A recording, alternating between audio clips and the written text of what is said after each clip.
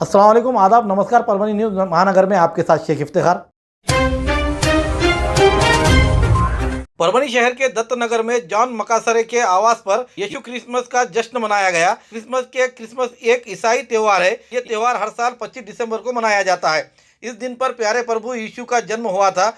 कुछ स्थान पर त्योहार को 6, 7 या फिर 19 जनवरी के एपिफेनी के रूप में मनाते हैं। ये त्योहार 12 दिनों तक चलता है और क्रिसमस टाइट के मौसम की शुरुआत करता है। यह त्यौहार पूरी दुनिया में मनाया जाता है। कुछ स्थानों पर यह त्यौहार आधी रात को मनाया जाता है, कुछ स्थानों पर यह त्यौहार शाम के समय मनाया जाता है। क्रिसमस में के उपहार देने की प्रथा है, बहुत महत्व रखता है। त्यौहार को खासतौर पर बच्चों के इंतजार रहता है। बच्चों का मानना है कि सांता क्लॉज आते हैं और बच्चों को उपहार और खाना देकर जाते हैं। महाराष्ट्र में ईसाई दिवाली की तरह ही इस दिन को मनाते हैं और एक दूसरे को मुबारकबाद देते हैं। अपने घरों को रोशन करना, सजाए रखना, क्रिसमस ट्री यानी कि क्रिसमस के लिए सजाया गया पेड़, यह पेड़ इस त्यौहार का एक अभिन्न अंग है। क्रिसमस ट्री ईडन गार्डन के पेड़ और क्रॉस के पेड़ का प्रतीक है।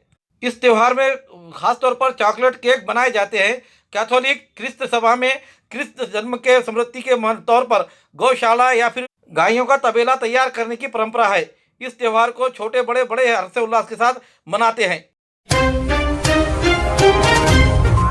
हमारा देश विविध आस्था धर्मों का देश है। सांप्रदायिक सद्भावना रखने के खातिर सभी धर्मों की जानकारी होना जरूरी है। इसी तरह राष्ट्रीय एकात्मता, भाईचारगी, प्रेम और जातीय सलोखा रखने के खातिर सामाजिक एकात्मता को बढ़ाना जरूरी है। इसी को लेकर आज तारीख 24 दिसंबर 2023 रविवार के रोज दोपहर 2 बजे परभनी के मस्जिद कमेटी ख्वाजा कॉलोनी और जमात इस्लामी हिंद परभनी इनके सहयोग से मस्जिद परिचय सम्मेलन का प्रोग्राम आयोजित किया गया। इस प्रोग्राम के दौरान मस्जिद कैसी रहती है, मस्जिद में किस तरह से नमाज पढ़ी जाती है, प्रार्थना कैसी होती है, अजान का अर्थ क्या है, इस्लाम किस तरह से शांति का संदेश दे रहा है और सभी धर्म के समुदाय को लेकर मस्जिद परिचय कार्यक्रम जमात इस्लामी हिंद और ख्वाजा कॉलोनी मस्जिद कमेटी की ओर से आज जानकारी दी गई। इस समय सभी धर्म के नागरिक इस समय मौजूद थे। अस्सलाम वालेकुम।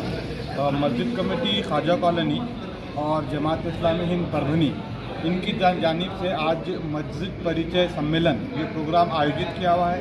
आज के दिन ये प्रोग्राम 2 बजे से शुरू हुआ है। ये प्रोग्राम का मकसद, ये कार्यक्रम का मकसद ये है कि समाज के अंदर एक सद्भावना, एक मोहब्बत बढ़नी चाहिए। तो इसका तरीका ये है कि हमने हमारे जो देशवासी है, जो नॉन मुस्लिम हमारे भाई है, उनको हमने मस्जिद में बुलाया है। उनको हम पूरी मस्जिद में बताया कि मस्जिद में क्या होता है, किस तरह से मस्जिद में प्रार्थना होती है, मस्जिद का मतलब क्या होता है और इस्लाम का संदेश क्या है। तो ये मकसद आज इस कार्यक्रम का है। ये कार्यक्रम अभी शुरू हो चुका है और ये कार्यक्रम जारी है। आप तमाम से भी अपील है कि इस तरह के कार्यक्रम ज़रूरी है हमारे देश के लिए। ये देश की हमारी संस्कृति को बचाने के लिए, देश के अंदर सद्भावना पैदा करने के लिए कार्यक्रम बहुत ज़रूरी है। और आप भी इस तरह के कार्यक्रम अरेंज कीजिए और इस तरह के कार्यक्रम को आप सपोर्ट कीजिए। ये हमारी अपील है मस्जिद कमेटी ख्वाजा कॉलोनी और जमात इस्लामी हिंद परभनी की तरफ से। Thank you. परभनी शहर सिटी पुलिस यानी ट्रैफिक पुलिस की ओर से जोरदार आवाज करते फिरने वाले 14 बुलेट गाड़ियों पर विविध जगहों पर 24 दिसंबर 2023 के रोज दोपहर 2 बजे के दरमियान कार्रवाई की गई है। बुलेट का जोरदार आवाज करते हुए बुलेट से ही पटाखे फोड़े जा रहे हैं, जिससे चलने वाले आवाजाही करने वाले यात्रियों को और राहगीरों को परेशानी का सामना करना पड़ रहा है। ऐसी तकरारें ट्रैफिक पुलिस शाखा के पास आने पर बार बार हो रहे हैं। इस तकरार को देखते हुए ट्रैफिक शाखा पुलिस ने इस पर कार्रवाई करते हुए तकरीबन 14 बुलेट को कार्रवाई में अपने हिरासत में लेते हुए उन्हें हजार रुपए का जुर्माना लगाकर दंडित किया गया है और उन गाड़ियों के साइलेंसर को जब्त किया गया है। ये कार्रवाई जिले के करते अध्यक्ष एसपी राग सुधार मैडम इनके मार्गदर्शन पर एपीआई बेले, पीएसआई मकसूद पठान, पीएसआई दीपक, पुलिस कांस्टेबल शेख मुश्ताक, शाखा पुलिस के ड्राइवर शेख मुजीब आदि ने मिलकर ये कार्रवाई की है। ये कार्रवाई में बुलेट गाड़ियों के साइलेंसर निकालते हुए उन पर 1000 रुपए का जुर्माना लगाया जा रहा है। इसलिए नागरिकों से आह्वान किया गया है कि जो बुलेट गाड़ी चला रहे हैं वो जोरदार आवाज़ के साइलेंसर अपने खुद ब खुद निकाल दे और नागरिकों को सहायता करे और पुलिस प्रशासन को भी सहायता करे। ऐसे आह्वान ट्रैफिक पुलिस शाखा की ओर से की गई है। पुरानी बीमारियों की शर्तिया इलाज, घुटने के दर्द, शुगर, बवासीर, गुर्दे की पथरी, सफेद दाग, हार्ट अटैक, अस्थमा, एलर्जी, दाग कोड़ की बीमारी, गांठियों से पीड़ित अन्य बीमारियों से परेशान होते तुरंत संपर्क करें। डॉक्टर गोविंद कामटे, आयुर्वेदिक विद्या विशारद, बालाजी आयुर्वेदिक प्राकृतिक चिकित्सा केंद्र, शाखा नंबर 3, पुराना पेड़गांव रोड, पोस्ट ऑफिस के करीब, स्वामी फोटो स्टूडियो के बाजू। समय सुबह 9 बजे से दोपहर 2 बजे तक, शाम 5 बजे से रात 9 बजे तक। Mobile number 9921691008। अनैतिक संबंधों के चलते प्रेमी ने और पत्नी ने मिलकर की पति की हत्या, पत्नी समेत प्रेमी गिरफ्तार, मामला दर्ज। सोनपेट तहसील के भिसे गांव शिवार में 8 महीने बाद गन्ने के खेत में मानव कंकाल मिलने का मामला सामने आया है। अनैतिक संबंध में बाधा बन रहे बालू राठौड़ खड़का टांडा तहसील सोनपेट को बिजली के तार पर फेंक कर हत्या कर दी गई थी। इस बारे में सोनपेट पुलिस थाने में मृतक के पत्नी के साथ एक अन्य उसके प्रेमी को खिलाफ मामला दर्ज करते हुए दोनों को गिरफ्तार किया गया है। इस बारे में मिली जानकारी यह है कि बालू राठौड़ 24 मई को खड़का से गंगाखेड़ जाने घर से निकला था, लेकिन जब वो वापस नहीं लौटा तो सोनपेट पुलिस थाने में गुमशुदा की शिकायत दर्ज की गई। इसके बाद से बालू राठौड़ और परिजन और पुलिस इसे जगह जगह पर तलाश कर रही थी। इसी दरमियान 20 दिसंबर 2023 के सुबह 11 बजे भिसे गांव शिवार के अंदुरबर्ग यादव निवासी खड़का से पुलिस को यह जानकारी मिली कि खड़का के उसके गन्ने में खेत में अज्ञात व्यक्ति का कंकाल मिला है।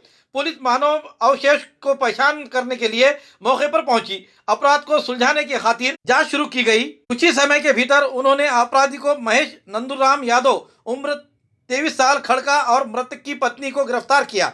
पूछताछ में दोनों ने अपराध कबूल किया है। इस दौरान ऐसा हुआ अपराध का खुलासा। उन्होंने बताया कि मानव कंकाल मिलने की जानकारी मिलते ही वरिष्ठ अधिकारियों ने मौके पर दौरा किया। कंकाल की मौत संदिग्ध के तौर पर होने के कारण जिले के कर्तव्य एसपी राग सुधार इन्होंने कंकाल के शव की पहचान कर वारदात का पर्दाफाश करने के निर्देश दिए गए थे। उसी के तहत एलसीबी शाखा के पीआई चौहान और उनके पुलिस अधिकारी कर्मचारियों ने इसकी पहचान में जुड़ गए, जिसमें आरोपियों को पकड़ने में उन्हें सफलता मिली है। जांच में पता चला कि आरोपी महेश यादव ने बालू राठौड़ की हत्या कर दी, क्योंकि वह मृतक के पत्नी के साथ अपने अनैतिक संबंधों के बाधा बन रहे थे।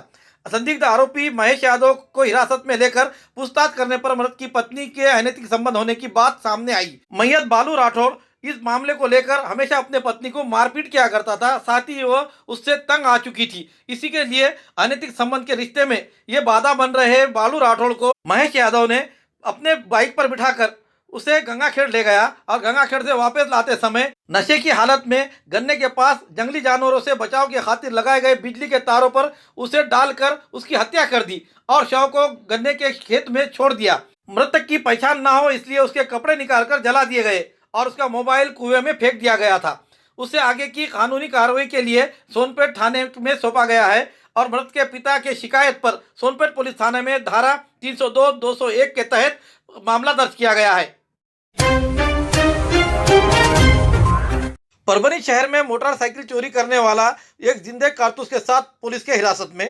परभनी जिला पुलिस के एलसीबी शाखा की ओर से कुछ दिन पहले जब्त किए गए पिस्तौल मामले में एक अपराधी को हिरासत में लिया गया है। घटनाक्रम के मामले का मास्टरमाइंड को ढूंढा जा रहा है। पकड़े गए अपराधियों के पास से और कुछ जानकारी मिलने की संभावना जताई जा रही है। कुछ दिन पहले ही गुप्त जानकारी मिलने पर उस जानकारी के तहत स्थानिक अपराध शाखा के पथक ने एक व्यक्ति को उठाते हुए उसके पास से 4 पिस्तौल और जिंदे कारतूस जब्त किए थे। इसी की जांच करते समय अन्य एक और अपराधी होने की जानकारी सामने आई। उस अपराधी को आज हिरासत में लेते हुए परभनी जिले के कर्तव्यदक्ष एसपी राग सुधार मैडम इनके मार्गदर्शन पर घटना की जांच करते हुए एलसीबी शाखा के पीआई वसंत चौहान, पीएसआई अजित बिराददार, बाला साहेब तुलसुंदरे, दिलावर खान, शेख रफीउद्दीन, नीलेश परसोड़े, रवि जादव, गायकवाड़, आशा सावंत, बालाजी रेड्डी, गणेश कोटकर आदि ने ये कार्रवाई करते हुए दूसरे अपराधी को भी शिकंजे में लिया है। दरमियान कुछ ही दिनों में 2 अपराधी को हिरासत में लेते हुए 5 पिस्तौल और जिंदे कारतूस मिलने से परभनी शहर वासियों में एक घबराहट का माहौल दिखाई दे रहा है। लेकिन परभनी की पुलिस जिस तरीके से कार्रवाई करते हुए इन अपराधियों को शिकंजे में कस रही है, उससे समाधान व्यक्त किया जा रहा है। खूबसूरती का राज डॉक्टर हाशमी के पास। बालों का झड़ना, चेहरे के दाग व धब्बे, दीगर समस्याओं का इलाज हमारे पास। हमारे अपने बनाए हुए प्रोडक्ट्स 100% नेचुरल, कुदरती तौर पर इलाज बगैर किसी साइड इफेक्ट के साथ पूरी तरह से कुदरती व खालिश प्रोडक्ट्स आपके सामने बनाए जाएंगे। हमारे खुद के बनाए हुए प्रोडक्ट शिकाकाई, रीठा, आंवला, मेथी, गुड़हल के फूल, भिंगरा, एलोवेरा के जरिए हर्बल ऑयल वो हर्बल शैम्पू बालों का झड़ना व डैंड्रफ को खत्म करने के साथ सर की खुजली को खत्म करे। पतले बालों का इलाज फायदेमंद है, साथ ही बालों को लंबा, घना और खूबसूरत बनाए। चेहरे के दाग, धब्बे, कील, मुहासे, रूखी त्वचा वो चेहरे की झुर्रियां खत्म करे, साथ ही चेहरे को खूबसूरत बनाता है। खूबसूरती का राज डॉक्टर हाशमी के पास। हमारे पास ऑयल मशीन है जिससे हम आपकी लाए गए खोपरा, कलौंजी, बादाम व अन्य सामग्री का तेल निकाल कर देंगे आपके सामने। एड्रेस डॉक्टर हाशमी मिनाज, खान साहब बिल्डिंग के पीछे, दरगाह रोड, परभनी। 8421522947, 8669131304। मिलने का समय सुबह 9 बजे से दोपहर 2 बजे तक और शाम 5 बजे से रात 9 बजे तक। महाराष्ट्र राज्य के मुख्यमंत्री एकनाथराव शिंदे, इनके शिवसेना गठ के अल्पसंख्यक प्रदेश अध्यक्ष सईद खान, इन्होंने परभनी शहर के सामाजिक कार्यकर्ता सलीम इनामदार इनकी शिव अल्पसंख्यक शहर अध्यक्ष पद की नियुक्ति करने पर दरगाह रोड इलाके के सुबेदार नगर स्थित अनवर खान मित्र मंडल की ओर से सलीम इनामदार इनका रायगढ़ कॉर्नर पर सत्कार किया गया। इस समय अनवर खान, अरसल्ला खान पठान, शेख सरफराज, मुजीब खान, नसीर खान, सैयद सुबान आदि इस समय मौजूद थे। महात्मा ज्योतिराव फुले के जीवन पर आधारित मराठी फिल्म सत्यशोधक 5 जनवरी 2024 को पूरे महाराष्ट्र में रिलीज की जा रही है। समाज के गुस्से का सामना करते हुए केवल महिलाओं के सशक्तिकरण के बारे में सोचने और उसे साकार करने वाले महात्मा ज्योतिराव फुले और सावित्रीबाई फुले, इनकी जीवन यात्रा अब बड़े पर्दे पर दिखाई देगी और महात्मा के जीवन पर आधारित फिल्म सत्यशोधक ज्योतिराव फुले जल्द ही 5 जनवरी 2024 को पूरे महाराष्ट्र में रिलीज की जा रही है। सुनील शेळके ने आज आयोजित प्रेस कॉन्फ्रेंस में ये बात कही और साथ ही कहा है कि छात्राओं ने खास तौर पर इस फिल्म को देखना चाहिए, ऐसी राय उन्होंने रखी। साथ ही छात्राओं ने इस फिल्म को खास तौर पर देखना चाहिए, ऐसा राय उन्होंने इस समय रखा। इस समय परभणी शहर के विभिन्न क्षेत्रों के गणमान्य लोग मंच पर मौजूद थे। समता फिल्म्स आणि आदिता फिल्म्स प्रोडक्शन यांच्या माध्यमातून दिनांक 5 जानेवारी 2024 रोजी संपूर्ण महाराष्ट्रभरामध्ये सत्यशोधक हा चित्रपट प्रदर्शित होत आहे। राष्ट्रपिता ज्योतिबा फुले आणि सावित्रीबाई फुले यांच्या जीवन संघर्षावर आधारित असलेला हा चित्रपट आपल्या सगळ्यांना पाहायला मिळणार आहे। राष्ट्रपिता ज्योतिबा फुले आणि सावित्रीबाई फुले यांनी 19व्या शतकामध्ये जो काही शिक्षणाच्या संदर्भातला संघर्ष केला, हा संघर्ष आपल्याला या चित्रपटाच्या माध्यमातून पाहायला मिळणार आहे। या चित्रपटामध्ये महात्मा फुले यांची भूमिका संदीप कुलकर्णी आणि सावित्रीबाईंची भूमिका राजश्री देशपांडे यांनी केलेली आहे। तर मी आपल्या माध्यमातून संपूर्ण प्रेक्षकांना आपल्या कुटुंबासहित, आपल्या मित्रपरिवारासहित हा चित्रपट आवर्जून पाहावा असं या ठिकाणी मी आवाहन करतो। धन्यवाद। मागच्या पिढीने आमच्यासाठी शिक्षणाचा काय संघर्ष केला, हा संघर्ष बघण्यासाठी विशेषतः शालेय विद्यार्थी असतील आणि महाविद्यालयीन विद्यार्थी असतील यांना देखील आवाहन करतो की आपल्या मित्रपरिवारासहित आपण हा चित्रपट आवर्जून बघावा असं या ठिकाणी मी आपल्याला आवाहन करतो। देसी जड़ी बूटियों से इलाज का एकमात्र केंद्र हकीम मौलाना उबैदुर रहमानी मिसबाही, इनका नूरी शिफा खाना। हर स्टेज का कैंसर, किडनी की खराबी, लीवर की खराबी, हर तरह का शुगर, बालों की हर तरह की समस्या, पीत व किडनी की पथरी, बवासीर, हर्निया, अपेंडिक्स, बीपी की कमी व ज्यादती, पीलिया, हर तरह का चर्म रोग, हर तरह का पेट रोग, सफेद दाग, sciatica, uric acid, heart, depression, ulcer, नाक, कान, गले की बीमारी, आँख की हर तरह की समस्या, टॉन्सिल, हर तरह का न्यूरो रोग, मिर्गी खून की कमी, हर तरह का ट्यूमर आदि का इलाज सफलतापूर्वक किया जाता है। पता बलरामपुर चौराहा से चौक रोड, बैरागी कॉलोनी, तुलसीपुर, जनपद बलरामपुर, यूपी। तुलसीपुर में मिलने का समय सुबह 11 बजे से 6 बजे तक हर माह की 1 तारीख से 20 तारीख तक रहेगा।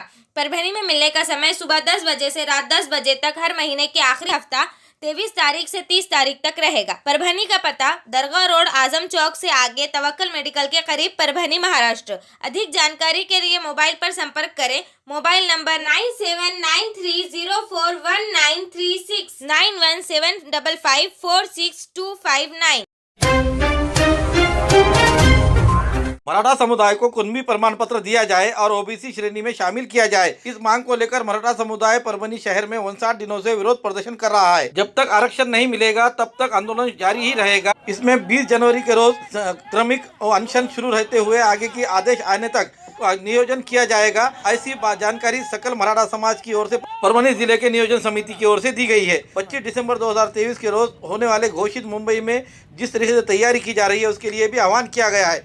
परभनी जिले के परभनी, पूर्णा, पालम, गंगाखेड़, सोनपेट, पाथरी, मानवत, सेलू, जिंतूर इन शहरों से ग्राम इलाकों में मनोज जरांगे पाटिल के शुरू रहे आंदोलन को समर्थन देते हुए श्रृंखलाही आंदोलन जारी है। परभनी शहर में 27 अक्टूबर 2023 से क्रमिक अनशन जारी रहते हुए आंदोलन का आज का 59वां दिन है। आज हाजिर रहने में सकल मराठा समाज की ओर से जब तक मराठा समाज को आरक्षण नहीं मिल पाएगा तब तक आंदोलन जारी ही रहेगा। 20 जनवरी 2023 के रोज क्रमिक अनशन करते हुए आने वाले आदेश के तहत नियोजन किया जाएगा। ऐसा सकल मराठा समाज की ओर से मुंबई में शुरू किए गए मनोज जरांगे पाटिल के आमरण अनशन को मुलाकात देते हुए बहुसंख्य समाज इसके लिए जाने के लिए तैयार हो रहा है, उसके लिए तैयार रहे, ऐसा आह्वान भी इस समय सकल मराठा समाज की ओर से किया गया है। परभणीमध्ये सकल मराठा समाजाची बैठक संपन्न झालेली आहे आणि या बैठकीमध्ये मनोज जरांगे पाटील यांनी ज्याप्रमाणे 20 तारीख जानेवारीचं सांगितलेलं आहे मुंबईचं, त्या संदर्भामध्ये एकमत झालेले सर्वांनी मुंबईला जाण्यासंदर्भात आणि मोठ्या संख्येनं परभणी जिल्ह्यामधून तमाम मराठा बांधव हे मोठ्या संख्येनं मुंबईला जाणार आहेत. यासाठी आम्ही परभणी जिल्ह्यामधील तालुक्यामधील प्रत्येक गावागावामधील सर्व बांधवांना एकत्र करून मुंबईला घेऊन जाणार आहोत. धन्यवाद. आमच्या मराठा समाजाचे मराठा योद्धे माननीय श्री जरांगे पाटील त्यांचा शब्द आमच्यासाठी आदेशापेक्षाही मोठा आहे आणि जोपर्यंत जरांगे पाटील या आरक्षणाच्या लढ्यामध्ये या चळवळीमध्ये सक्रिय आहेत, त्यांचे जे जे आदेश असतील, त्यांच्या ज्या सूचना असतील, सर्व परभणीकर, सर्व परभणीतील सर्व मराठा समाज त्यांच्या सर्व आदेशाचे पालन करीन आणि या पेंडॉलमध्ये आम्ही दररोज याच विषयावर चर्चा करून दिवसेंदिवस एक एक पायरी कशी वर जाता येईल आणि आरक्षणाच्या जवळ कसं जाता येईल त्याविषयी चर्चा करतो आणि यापुढे जोपर्यंत जरांगे पाटील आहेत तोपर्यंत त्यांच्यासोबत आम्ही परभणीकर राहू निश्चित राहू. उपोषणाचा 59वा दिवस आज परभणी येथे संपन्न झालेला आहे. आज या ठिकाणी सर्व परभणीतील सकल मराठा समाजातील बांधव या ठिकाणी उपस्थित होते. सरकारला जी डेडलाईन 24 तारखेची जरांगे भाऊंनी दिली होती, प्रत्येकाला वाटू लागलं की हे उपोषण आता स्थगित होते की काय, परंतु या बैठकीत असा निर्णय झाला सर्व समाज बांधवांच्या वतीनं की 20 तारखेपर्यंत आम्ही अविरतपणे हे आंदोलन साखळी उपोषण हे अविरतपणे सुरू ठेवणार आहोत आणि मनोज भाऊंच्या जे आमरण उपोषण आहे त्यांचं 20 तारखेला त्याची पण तयारी या ठिकाणाहून करणार आहोत. या ठिकाणी असं ठरलं तरी प्रत्येकांना विनंती आहे समाज बांधवांना की आपण यावं व सहभागी होऊन मनोज भाऊंचे हात बळकट करावे व आरक्षणाला पाठिंबा येऊन द्यावा. धन्यवाद. परभणी जिल्हा सकल मराठा समाजाच्या वतीने गेली 59 दिवसापासून जरांगे पाटील यांच्या आदेशाने हे साखळी उपोषण चालू आहे. आज त्याचा 59वा दिवस आहे.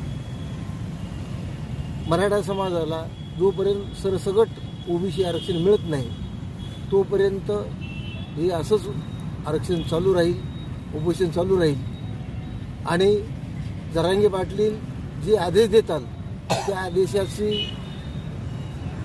अनुकरण करून त्या आदेश मानून त्याप्रमाणे पुढील मुंबईला जाणे असेल, उपोषण असेल, हे सर्व कार्यक्रम चालू राहतील आणि जोपर्यंत आरक्षण भेटत नाही तोपर्यंत मराठा समाज हा पाठीमागे सरणार नहीं। हमारे न्यूज़ को लाइक करें, शेयर करें, कमेंट्स करें। अब तक हमारा चैनल सब्सक्राइब नहीं किया है तो सब्सक्राइब करते हुए बेल आइकन का बटन जरूर दबाएं ताकि आने वाली हमारी लिए हुई पहली न्यूज़ आप तक पहुंच सके। Subscribe now and press the bell icon. Never miss an update.